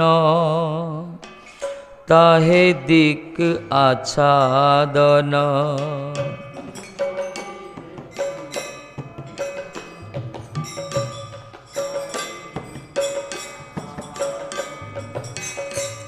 अविवेक रूप घन, ताहे दिक आच्छादन।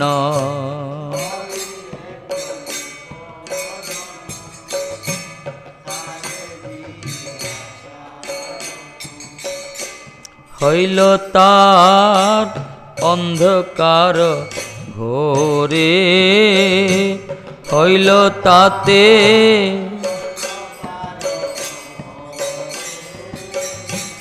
হইল তাতে অন্ধকার ঘোর।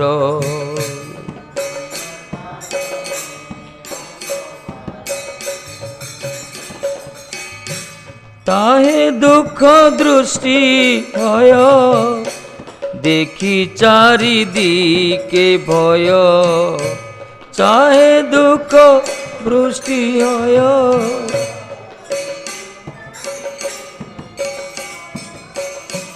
তাহে দুঃখ বৃষ্টি হয়, দেখি চারিদিকে ভয়।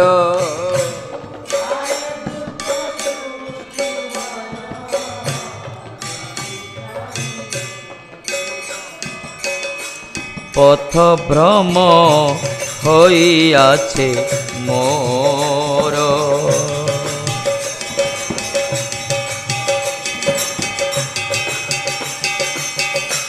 হইল তাতে অন্ধকার ঘোর।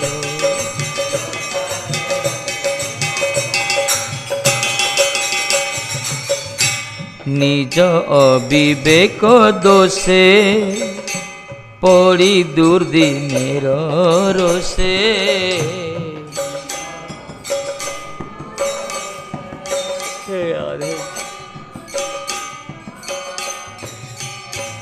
নিজ অবিবেক দোষে পড়ি দুর্দিনের রোষে।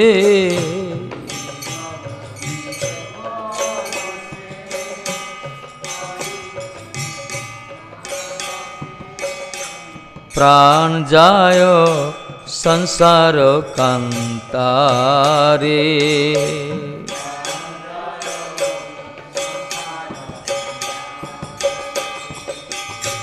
पथ प्रदर्शक नाई ए दुर्दैवे मारा जाई।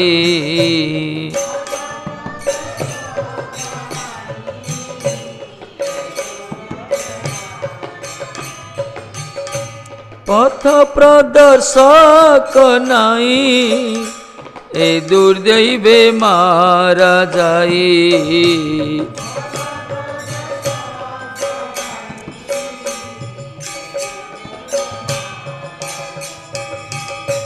डाकी ताई अच्युत तो मारे।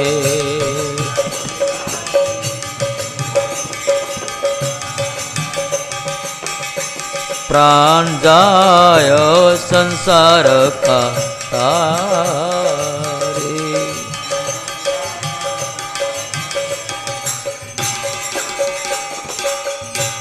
एक बार कृपा दृष्टि कर आमा प्रतिवृष्टि।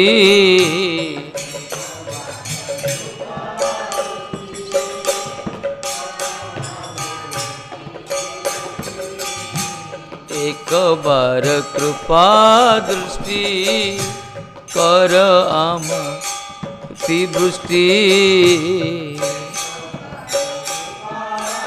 जय हो।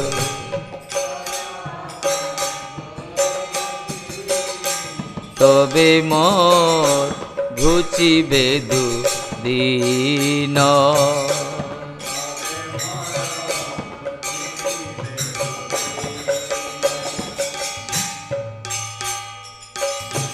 विवेक सबल हबे ए भक्ति विनोद तबे।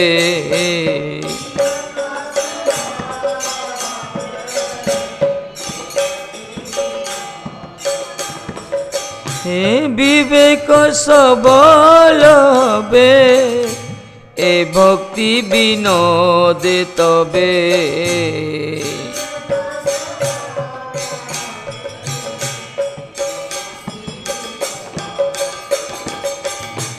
देखाइबे पथ समीचीन।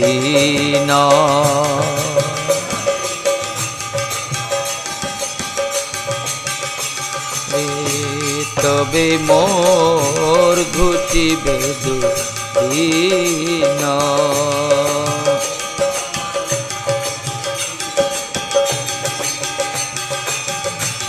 अविवेक रूप घन ताहे दिक आच्छादन।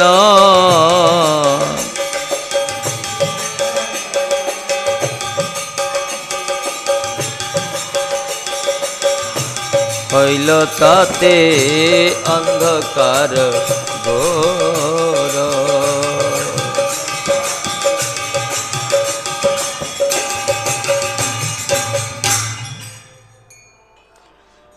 अविवेक घनांद निर्मुखे बहुधा संतत दुख वर्षिणी। भगवान भव दुर्दिने पथस्खलितं माम बलकयाचित। हे हरि स्वतंत्रतार अपव्यवहार करिबारु विवेकहीनता रूपक कला बादल मो चारिपटे घेरी रही। अविवेक रूप घन ताहे दिक आच्छादन। हईल ताते अंधकार घोर। सबुआड़े अंधार है मते रास्ता देखा जाऊनी। ये अविवेक को कौन कहगला गोटे कला बादल कहगला। विवेकहीनता ये कला बादल कौन करछि मते घेरी चारिपटे। एथिपाई एमती कहीं है स्वतंत्रतार अपव्यवहार करिवारु। भगवान हमको स्वतंत्रता देइछन्ति क्षणिक। जो माने स्वतंत्रतार अपव्यवहार करुछन्ति भूल पथरे निजको परिचालित करुछन्ति अर्थ विवेक तांकर हीन होइछि। विवेकहीनता अविद्या द्वारा अविवेक रूपक कला घन बादल द्वारा से माने सब ढांकी थाउछन्ति। एथमे अंधकार देखा कहउछन्ति सबुआड़े मते अंधार देखा जाउछि मते रास्ता देखा जाउनी। हईत ताते अंधकार घोर ताहे दुख वृष्टि होय। देखी चारि दिके भय पथ ब्रह्म हइयाछे मोर। कहते हे प्रभु सबुआड़े तो अंधार मते रास्ता देखा जाऊनी एबे यह पर दुख रूपक वर्षा होची कला बादल आसिला घन अंधकार हला से वर्षा सेमती अविवेक होची कला बादल अंधकार रास्ता पथ अंधकार एथिरे वर्षा कौन दुख दुख ही दुख सब कहीं कृष्ण को भूलिले दुख हम निजर स्वतंत्रता अपव्यवहार जो कर दुख पाँच दुख रूपक वर्षा होची मते चारिड़े केवल भय देखा पथ ब्रह्म हईआछे मोर देखी चारिदिक भय चतुर्दिग मत खाली भय भय शून्य ही शून्य अंधकार अंधकार दुख ही दुख यही प्रकार भयभीत होगी मु केवल भय देखा जाउची केउ आड़े जीवी किछि निष्पत्ति नहीं पारु नाही मु किछि जानी पारनु मु जीवी कुआड़े मोर रास्ता कुआड़े मोर पथ कुआड़े मोर लक्ष्य कोठी मोर किछि जानी होनी अविवेक एथिपाई निज अविवेक दोषे पड़ी दुर्दिनेर रोषे प्राण जाए संसार कांतारे स्वयं दोषी होई मु दुर्दिन पड़ी क्रोधी हो जाइछि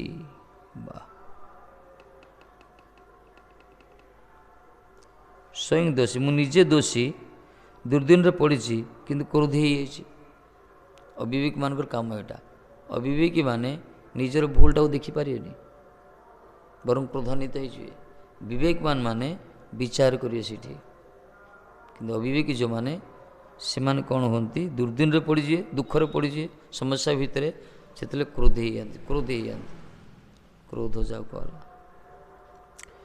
स्वयं दोषी मु निजे तो दोषी स्वतंत्रता अपव्यवहार करिछि मु अविवेकी तार कला बादल द्वारा मु ढांकी ही गछि अंधार तथा मु दुर्दिन जो पड़ एटा दुर्दिन ना वर्षा हम अंधकार आसो कला बादल ढांक दुर्दिन काम सब ये दुर्दिन पड़ी मु निजे क्रोधी हो प्राण जाए संसार कांतारे मोर प्राण संसार समुद्र बुड़ी जाइए महाराज संसार सागर रे पूरा प्राणटा बुड़ी जाइए पथ प्रदर्शक नाई ए दुर्दैव मारा जाई डाकिताई अच्युत तुम्हारे मत ठीक रास्ता देखा कई ना संसार रे ए दुर्भाग्यवशत मु मरुची हे अच्युत एबे कांगाल होई तुमको जोर कर डाकुची निराश्रय मां जगदीश रक्षा मोर कई ना मत रास्ता देखा दुर्भाग्यवशत मु तो निजे मरुची संसार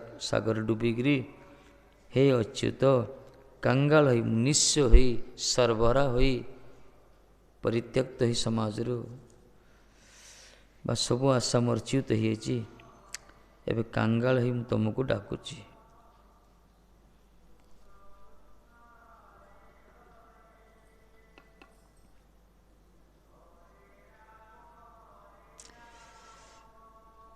एक बार कृपा दृष्टि कर आमा प्रति वृष्टि तबे मोर घुचिवे दुर्दिन भक्ति ठाकुर कहते हे प्रभु थरे मात्र मो ऊपर तुम कृपा दृष्टि वर्षा कर कृपा कटाक्ष भाजमान कदा करिष्यसीय मां जगन्नाथ स्वामी नयन पथगाई बहुत कृपा कृपा कर थरे मात्र मो ऊपर तुम कृपा दृष्टि वर्षा कर दुर्दिन वर्षा हवा दरकार ये जो दुखर वर्षा होची ना ये दुखर वर्षा को तुम कृपार वर्षा कर बरसाना किशोर जी कृपा ही वर्षुची ना कौन कृपा वृष्टि हो ना बरसाना करुणामयी करुणा ही वर्षि जाऊँगी ठाकुर जी भगवान गुरुंकर गुरुदेवंकर शास्त्रंकर हरिनामकर सब कृपा अच्छी सब कृपा थरे मात्र मो ऊपर तुम कृपा दृष्टि वर्षा कर तो मोर ये दशा सुधरी जो मुझे दुर्दिन भितर अच्छी समस्या भितर मु उलझन हो पड़ी यही मोर दुर्दिन घुचीज दुख दूर हो चिंता ना दुख दूर हो खाली कृपा कर भगवान जाओ कृपा करी कौन न सबकि सब दुर्दिन दूर हो अंधकार दूर हो ତେଣୁ ବିବେକ ସବଳ ହେବେ ଏ ଭକ୍ତି ବିନୋଦ ତବେ ଦେଖାଇବେ ପଥ ସମୀଚୀନ। ଭକ୍ତି ଠାକୁର କହୁଛନ୍ତି ଯେ ସେତେବେଳେ ମୋର ବିବେକ ସଂଶୋଧନ ହେବ। ଯେଉଁ ବିବେକ ମୋର କଳୁଷିତ ହୋଇଯାଇଛି, ଯେଉଁ ବିବେକ ସମାଜର ଜଡ଼ ବାସ୍ ଯେଉଁ ବିବେକ ମୋର ଭୁଲ ମାର୍ଗ ପ୍ରଦର୍ଶନ କରୁଛି, ଅବିବେକ ହୋଇଯାଇଛି, ଯିଏ ପ୍ରକୃତ ବିବେକ ଉଦ୍ରେକ ହେଇନି, ଏଥିପାଇଁ ଆପଣ କୃପା କରନ୍ତୁ, ସଂଶୋଧନ ହୋଇଯିବ। ଭଗବାନ ଯଦି କୃପା କରିବେ କ'ଣ ହେବ? ସନ୍ଥ ଦର୍ଶନ ହେବ। ଭଗବାନଙ୍କ କୃପାରେ ସଦ୍ଗୁରୁ ଆଶ୍ରିତ ହେବା, ଭଗବାନଙ୍କ କୃପାରେ ସତ୍ସଙ୍ଗ ପ୍ରାପ୍ତ ହେବ। ଏଥିପାଇଁ ବିନୁ ସତ୍ସଙ୍ଗ ବିବେକ ନାଶୀ ନା କ'ଣ? ସତ୍ସଙ୍ଗରେ କ'ଣ ଲାଭ ହେବ? ସତ୍ସଙ୍ଗ ଲାଭ ହେଉଛି ବିବେକ ତିଆରି ହେବ। ଏ ସତ୍ସଙ୍ଗ ପ୍ରାପ୍ତ ହେବ ଭଗବାନଙ୍କ କୃପାରେ। ଏଥିପାଇଁ ଭଗବାନ କୃପା କର। କହୁଛନ୍ତି ହେ ପ୍ରଭୁ ଥରେ ମାତ୍ର କୃପା ଦୃଷ୍ଟି ବର୍ଷନ କର। ଭଗବତ ଇଚ୍ଛା ନଥିଲେ ଆମେ ସତ୍ସଙ୍ଗ ପ୍ରାପ୍ତ ହୋଇପାରିବାନି। ଯେମିତି କିଶୋରଜୀଙ୍କର ଇଚ୍ଛା ଯଦି ନ ହେବ ଧାମରେ ପ୍ରବେଶ କରିପାରିବାନି। ଗୁରୁଙ୍କ କୃପା ଯଦି ନ ହେବ ଭଗବାନଙ୍କ ସେବାରେ ଆମେ ନିଯୁକ୍ତ ହୋଇପାରିବାନି। ନାମ ପ୍ରତି ରୁଚି ଆସିବନି, ସତ୍ସଙ୍ଗ ପ୍ରାପ୍ତି ହୋଇପାରିବନି। ଏତେ ମହତ୍ କୃପା ଆସିବ। ଆମେ ଆଜି ଯାହା କିଛି ଆମକୁ ସୁଲଭ ହୋଇଛି, କରତଳଗତ ପ୍ରାପ୍ତ ହେଉଛି, ଏସବୁ ଗୁରୁଦେବଙ୍କର ଅହେତୁକ ଅନୁକମ୍ପା, ମହାତ୍ମାମାନଙ୍କର କୃପା। ଏଥିପାଇଁ ଆମେ ଅନଧିକାରୀ ହେଲେ ମଧ୍ୟ, ଅଯୋଗ୍ୟ ହେଲେ ମଧ୍ୟ, ଗୋଟେ ପଞ୍ଚଭୂତରେ ଶରୀର ଯେଉଁ ତିଆରି, ଏ ଯେଉଁ କ୍ଲେଶ ବିଭିନ୍ନ ପ୍ରକାର ସପ୍ତ ଧାତୁ ଭିତରେ ଯେଉଁ ରହିଛି, ଅସ୍ଥି ମଜ୍ଜା, ବିଭିନ୍ନ ପ୍ରକାର ରକ୍ତ, କ୍ଲେଦ, ଶୋଣିତ, ମାଂସ, ଏହି ପ୍ରକାର ପୁତି ଗନ୍ଧମୟ ଶରୀରଟା ଭଗବାନଙ୍କର ଧାମରେ ନିର୍ଗୁଣ ସ୍ଥିତିରେ ରହିଛି। ଏସବୁ ତାଙ୍କରି କୃପା। ଆମେ କ'ଣ ଆମର ଅଧିକାର ନାହିଁ? ନିଜ ସ୍ୱସ୍ଥରେ ସେବା କରୁଛେ।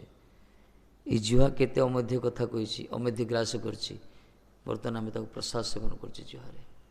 ଏଇ ଜିହ୍ୱାରେ କେତେ ଅଶ୍ରାବ୍ୟ କଥା କହିଛେ, ଆମେ ଅଶ୍ଳୀଳ କଥା କହିଛେ, କ'ଣ ଅକଥ୍ୟ କଥା କଥନ ରହିଛି, କିନ୍ତୁ ଜିହ୍ୱାରେ ବର୍ତ୍ତମାନ ଆମେ ହରିନାମ କରୁଛେ, ହରିକଥା କୀର୍ତ୍ତନ କରୁଛେ।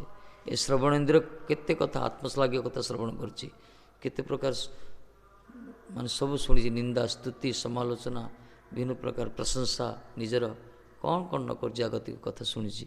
କିନ୍ତୁ ବର୍ତ୍ତମାନ ଶ୍ରବଣ ଆମେ କର୍ଣ୍ଣପୁଟରେ କ'ଣ ଶୁଣୁଛେ? ହରିନାମ, ହରିକଥା ଶୁଣୁଛେ, ଗୋଲୋକର ବାର୍ତ୍ତାକୁ ଆମେ ଶ୍ରବଣ କରୁଛେ। ଏ ପ୍ରକାର ନା, ଏଇ ଗୋଡ଼ ପାଦ ଦ୍ୱାରା କେତେ ବୁଲୁଛେ ଆମେ, ବଣ ଜଙ୍ଗଲ, କେତେ କ'ଣ ଅସତ୍ ସ୍ଥାନକୁ ସବୁ ଯାଇଛେ, କେତେ ଅସତ୍ ପଥକୁ, ଅସତ୍ ସ୍ଥାନକୁ ଆମ ଚରଣ ଦ୍ୱାରା ଆମେ ଚଳପ୍ରଚଳ ହେଇଛେ। କିନ୍ତୁ ଆଜି ଦେଖ କୃପା, ମନ୍ଦିରକୁ ଆସୁଛେ, ଆମେ ମନ୍ଦିର ଭିତରେ ରହିଛେ, ପରିକ୍ରମା କରୁଛେ। ଏଇ ହସ୍ତରେ କ'ଣ କ'ଣ ସବୁ ଅପକୀର୍ତ୍ତି ନ କରିଛେ, ଅପକର୍ମ ନ କରିଛେ, କେତେ କ'ଣ ସବୁ ନିନ୍ଦିତ କର୍ମ ସବୁ କରିଛେ, କିନ୍ତୁ ହସ୍ତ ଆଜି ଭଗବାନଙ୍କ ସେବାରେ ନିଯୁକ୍ତ ଆଜି। ତେଣୁ ଏ ଚକ୍ଷୁ କ'ଣ ଯେତେ ଲୋକ ସମସ୍ତଙ୍କର ଦୋଷ ଦେଖିଛେ ଆମେ, ସମସ୍ତଙ୍କର ଦୋଷ ଦୁର୍ଗୁଣ ସବୁ ଦେଖିଛେ ଆମେ, ଯେତେ ସବୁ ଅଶ୍ଳୀଳ ଯେଉଁଟାକି ଶାସ୍ତ୍ର ବହିର୍ଭୂତ ଦୃଶ୍ୟ ଦେଖି ଆମେ ଆନନ୍ଦ ଉପଭୋଗ କରୁଛେ। କିନ୍ତୁ ଚକ୍ଷୁ ବର୍ତ୍ତମାନ ଯେ ବିଗ୍ରହଙ୍କ ଅସମ୍ବଦ୍ଧ ରୂପ ଦର୍ଶନ କରୁଛେ, ଭାଗବତକୁ ଦର୍ଶନ କରୁଛେ, ଏସବୁ କୃପା ନା କ'ଣ? ଏସବୁ ହିଁ କୃପା। ବାସ୍ତବରେ ଆମେ ଯୋଗ୍ୟ ନୁହଁ, ଆମେ ଟିକେ ବି ଗୋଟେ ପରସେଣ୍ଟ ବି ଆମେ ଯୋଗ୍ୟ ନୁହଁ ଯେ ଏତେ ବଡ଼ ମହତ୍ ପ୍ଲାଟଫର୍ମ ରହିବା ପାଇଁ। ଏସବୁ ଗୁରୁବରଙ୍କ କୃପା, ମହାତ୍ମାଙ୍କ କୃପା। ତେଣୁ ଏହି କୃପାର ଅନ୍ତରାଳରେ ଭଗବାନ କୃପା ହିଁ ନିହିତ ହେଇଅଛି। ଭଗବାନ କୃପା ନ କଲେ ଆମେ ସଦ୍ଗୁରୁ ପ୍ରାପ୍ତ ହେଇପାରିନଥାନ୍ତେ। ଭଗବାନ କୃପା ଯଦି ନ ହେବ ତାହେଲେ ଏ ପ୍ରକାର ସତ୍ସଙ୍ଗ ବି ଲାଭ ହେବନି। ତେଣୁ କହୁଛନ୍ତି ହେ ପ୍ରଭୁ ଆପଣ କୃପା ଦୃଷ୍ଟି ବର୍ଷା କରନ୍ତୁ, ମୋର ଏଇ ଦଶା ସୁଦୂର୍ଯ୍ୟ, ଏ ଯେଉଁ ଦୁର୍ଦିନ ଭିତରେ ଅଛି। କିନ୍ତୁ ଦୁର୍ଭାଗ୍ୟ ସେଇମାନଙ୍କର ନିଜର ଦଶାଟାକୁ ସେମାନେ ସୁଦିନ ବୋଲି ଭାବୁଛନ୍ତି। ଆଉ କ'ଣ, ସଂସାର ଲୋକ ଏମିତି ନା, ଅର୍ଥ ରୋଜଗାର କରିବେ, କ'ଣ ଟିକେ ଚଟପଟି ଖାଇବେ, ବାସ୍ ଗରମ ଗରମ କରି ଖାଇବେ, ଖାଦ୍ୟପେୟ ବିଭିନ୍ନ ପ୍ରକାର ଆନନ୍ଦ ପାଇବେ, ବାସ୍ ଟିଭିଟା ଟିକେ ଦେଖିବେ, ଇନ୍ଦ୍ରିୟ ସୁଖରେ ଉନ୍ମତ୍ତ ହେବେ, ଏଥିରେ ବହୁତ ଆନନ୍ଦ। କିନ୍ତୁ ଏ ସଂସାରଟା ଜଣେ ଦୁର୍ଦିନ ବୋଲି ଭାବୁଛନ୍ତି, ଦୁଃଖ ହିଁ ଦୁଃଖ, ସତ୍ସଙ୍ଗରୁ ବଞ୍ଚିତ, ସଂସାରଟା ଦୁର୍ବିଷ, କଷ୍ଟ, ଜ୍ୱାଳା, ଅନ୍ଧକାର ବୋଲି ଭାବୁଛନ୍ତି ସବୁ। ସେମାନେ ସୂର୍ଯ୍ୟ ଆଲୋକ, ଯେଉଁମାନେ ଅନ୍ଧାର ଭିତରେ ଥିବେ ସେମାନେ ସୂର୍ଯ୍ୟଙ୍କୁ ଖୋଜିବେ, ଯେଉଁମାନେ ଶୀତ ଭିତରେ ରହିଛନ୍ତି ସେମାନେ ଉତ୍ତାପର ଅନୁସନ୍ଧାନ କରିବେ, ଯେଉଁମାନେ କ୍ଷୁଧାର୍ତ ସେମାନେ ଖାଦ୍ୟ ପାଇଁ ପ୍ରୟତ୍ନଶୀଳ ହେବେ, ଅନୁସନ୍ଧାନ କରିବେ। ସେହି ପ୍ରକାର ସଂସାରର କଷ୍ଟକୁ ଯେଉଁମାନେ ଅନୁଭବ କରୁଛନ୍ତି, କଷ୍ଟଟାକୁ ସ୍ୱୀକାର କରୁଛନ୍ତି ଆଉ ସୁଖ ପାଇବା ପାଇଁ ଚେଷ୍ଟା କରୁଛନ୍ତି, ପାରମାର୍ଥିକ ସତ୍ସଙ୍ଗ ମାଧ୍ୟମରେ ସେମାନେ ସ୍ୱୀକୃତିବାନ।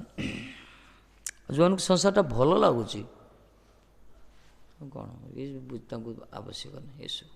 ଯେଉଁ ସଂସାରରେ ଆନନ୍ଦରେ ଅଛନ୍ତି ଭାବୁଛନ୍ତି ମୋ ଭଳିଆ ସୁଖୀ କେହି ନାହିଁ, ତାଙ୍କୁ ଏସବୁ ବିରକ୍ତି। କ'ଣ ମଠ ମନ୍ଦିର ଯିବ, କି ଭଜନ କରିବ, କ'ଣ ସତ୍ସଙ୍ଗ କରିବ, ଏପିସୋଡ଼ ଦେଖିଲେ ଗୋଟେ ବଢ଼ିଆ ହେବ। ଏଇ ଘଣ୍ଟେ ଭାଗବତ ଶୁଣିବା ପାଇଁ ସିରିଏଲ ଗୋଟେ ଦେଖିବ, ସେଥିରେ ଆନନ୍ଦ ମିଳିବ।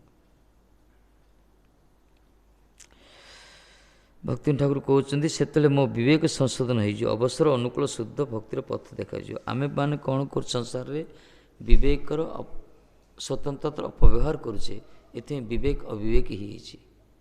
ସ୍ୱତନ୍ତ୍ରତା ଦେଇଛି ତ ଆମେ ନିଜ ଇଚ୍ଛାରେ ବସିପାରିବା, ନିଜ ଇଚ୍ଛାରେ ଶୁଣିପାରିବା, ନିଜ ଇଚ୍ଛାରେ କହିପାରିବା। ଆମର ଇଚ୍ଛା ଅଛି ବର୍ତ୍ତମାନ ଭାଗବତ କଥା ଶୁଣୁଛେ, ଏଠି ଆମର ସ୍ୱତନ୍ତ୍ରତାର ଠିକ୍ ବ୍ୟବହାର ହେଲା। ଏଇଟା ଅପବ୍ୟବହାର କାହାକୁ କୁହାଯିବ ନା, ଏଇଟା ନ ଦେଖିକି ଯାଇ ରୁମ୍ ଭିତରେ ବସି ମୋବାଇଲ ଦେଖିବା, ନାଇଁ କ'ଣ, ନହେଲେ ଯାଇ ଶୋଇ ପଡ଼ିବା, ନହେଲେ କ'ଣ ଖାଇବା ଯାଇକରି, ଅପବ୍ୟବହାର ତ। ସତ୍କର୍ମରେ ଠିକ୍ ଠିକ୍ ଯଦି ବ୍ୟବହାର ନ କରିବା ଇନ୍ଦ୍ରିୟ ଗୁଡ଼ିକୁ, ତାହେଲେ ତା'ର ଅପବ୍ୟବହାର ହେଲା କୁହାଯିବ। ପ୍ରତ୍ୟେକ ଇନ୍ଦ୍ରିୟର ପ୍ରକୃଷ୍ଟ ମାର୍ଗ ହେଉଛି ଭଗବାନଙ୍କ ସେବାରେ ନିଯୁକ୍ତ ହେବା ଦରକାର। ଏଇଥିପାଇଁ ଏବେ ଯେଉଁ ଆସୁଛନ୍ତି ଏଇଠି ତ ଅନ୍ୟ ଯେଉଁଠି ଭଗବତ କଥା ହୁଏ, ସବୁ ଲୋକ କ'ଣ ଆସୁଛନ୍ତି ସତ୍ସଙ୍ଗକୁ? ଏବେ 2 ଜଣ 3 ଜଣ ହିଁ ଆସୁଛନ୍ତି, ଆଉ କିଏ ଆସୁଛନ୍ତି? କାହିଁକି ଆସିଲେ ମାନେ? ଅନ୍ୟମାନେ କାହିଁକି ଆସୁନାହାନ୍ତି? ତାଙ୍କର ସ୍ୱତନ୍ତ୍ରତା ଅପବ୍ୟବହାର ସେମାନେ କରୁଛନ୍ତି। ଏଇ ସମୟରେ କ'ଣ କରୁଥିବେ? ଟିଭି ଦେଖୁଥିବେ, ପେପର ପଢ଼ୁଥିବେ, କ'ଣ ଗପ କରୁଥିବେ, କାହାର ସମାଲୋଚନା କରୁଥିବେ, କାହାର ପ୍ରଶଂସା କରୁଥିବେ, ଏଇଆ ହିଁ ଚାଲୁଥିବ। ଯେତେ ଯେଉଁମାନେ ରହିଛନ୍ତି ସବୁ। କିନ୍ତୁ ଯେଉଁମାନେ ସତ୍ସଙ୍ଗ ଆସୁଛନ୍ତି, ଘଣ୍ଟେ 2 ଘଣ୍ଟା ବସୁଛନ୍ତି, ଠିକ୍ ଆମର ସ୍ୱତନ୍ତ୍ରତା ସଦ୍ବ୍ୟବହାର କରାଗଲା। ଏଇଟା ହିଁ ଲିଖିତ ହେଇକି ରହୁଛି ସବୁ, କ'ଣ କରୁଛି କ'ଣ ନାହିଁ। ଏଇଟା ଆମ ଶେଷ ଜୀବନରେ କାମରେ ଆସିବ, ପରଲୋକ ବି ସଦ୍ଗତି ହେବ। ଭଗବାନଙ୍କର ରେଞ୍ଜ ଭିତରେ ଆମେ ରହିଛେ, ତା ଅର୍ଥ ଗୁରୁ ବୈଷ୍ଣବଙ୍କର କୃପାର ରେଞ୍ଜ ଭିତରେ ଆମେ ରହୁଛେ ଏଠି। ସେମାନେ ଆମକୁ ରକ୍ଷା କରୁଛନ୍ତି, କରିବେ ମଧ୍ୟ। ଏ ହେଉଛି ମାର୍ଗ। ଶ୍ରୀ ରାଧେ।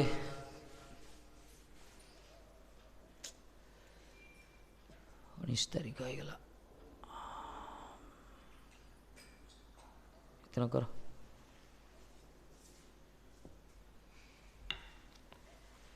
ଶରତ ଗାଅ ତ, ତମର କୀର୍ତ୍ତନଟା କେମିତି ଗାଉଛ ଶୁଣିବା ଟିକେ, ଗାଅ ମାଗିଲେ ଦେଇଦ, ଗାଅ ତମର ସେଇଟା ଅଛି ସେଠି, ଗାଅ ମହାନ୍ତ୍ର ଗାଅ, ତମ ସ୍ୱରଟା ଶୁଣିକି ଯିବା। ହେଲେ କିଏ ଜାଣିଛି ଫେରିବା କି ନେଇ, ଆମେ ଶୁଣି ଦେଇଥିବା ଟିକେ। ଜୀବନ ଅନିଶ୍ଚିତ ନା, ଯାଉଛ ଟ୍ରେନିଂ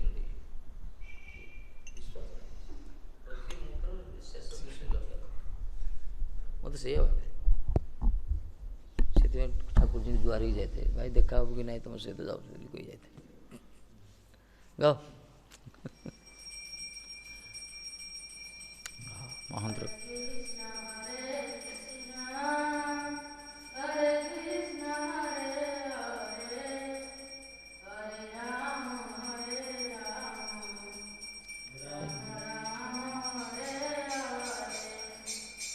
हरे कृष्ण कृष्ण कृष्ण हरे हरे, हरे राम राम राम हरे हरे।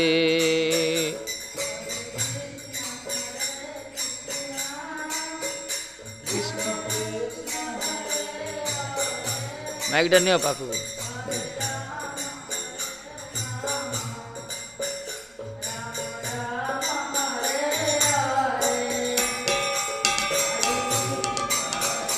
ଏଇଟା ବୁଲେଇ ଦିଅ,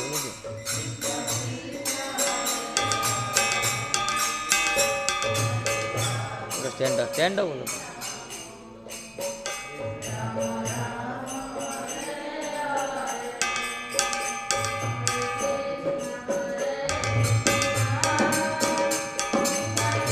ଆଉ ସେ କିଛି ଜୁମ୍ କରନି।